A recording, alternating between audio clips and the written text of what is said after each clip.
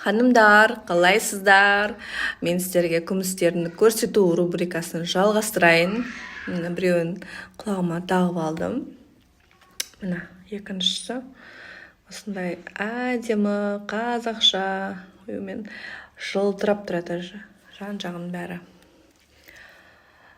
Бұның сырғасы және колечкасы бар. Мына осындай әдемі. Саусағыма оңай кіріп жатыр маған.